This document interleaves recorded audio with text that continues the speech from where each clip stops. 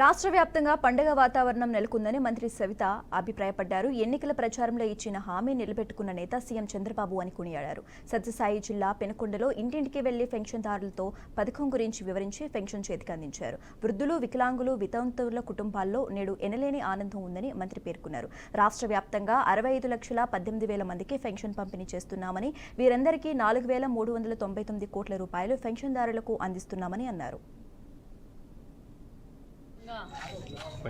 పండగ వాతావరణంలా కనిపిస్తూ ఉంది. ఎందుకంటే అందరూ పండగ చేసుకుంటున్నారు. ఎందుకంటే చంద్రబాబు నాయుడు గారు ఏదైతే ఎన్నికల్లో ఎన్డీఏ కూటమి ఈ విధంగా అయితే 4,000 రూపాయల పెన్షన్ చెప్పారో మాట నిలబెట్టుకున్న ముఖ్యమంత్రి మన నారా చంద్రబాబు నాయుడు గారు అని తెలియజేస్తున్నాం. ఎందుకంటే ప్రజలు ఏ విధంగా కష్టపడుతున్నారో, ప్రజలు ఏ విధంగా అయితే ఇబ్బంది పడుతున్నారో, గత 5 సంవత్సరాల్లో నిత్యావసర సరుకులు పెరిగిపోవటం, ఉపాధి లేకపోవటం, సంపద లేకపోవడంతో ప్రజలందరూ నిత్యావసరాలు కొనుక్కోవడానికి కూడా ఇబ్బంది పడుతున్నారు. వితంతులు చాలా ఇబ్బంది పడుతున్నారు. అవ్వళ్ళు, తాతోళ్ళు ఇబ్బంది పడుతున్నారు. పక్షపాతంతో బెడ్డైన వాళ్ళు కూడా చాలా ఇబ్బంది పడుతున్నారు అనే ఉద్దేశంతో చంద్రబాబు నాయుడు గారు ప్రజల కష్టాలు తెలుసుకొని ఆ రోజు ఎన్నికల సమయంలో చెప్పారు, ఏప్రిల్ 1వ తారీఖు నుంచి 4,000 పెన్షన్ అమలు పరుస్తామని చెప్పారు.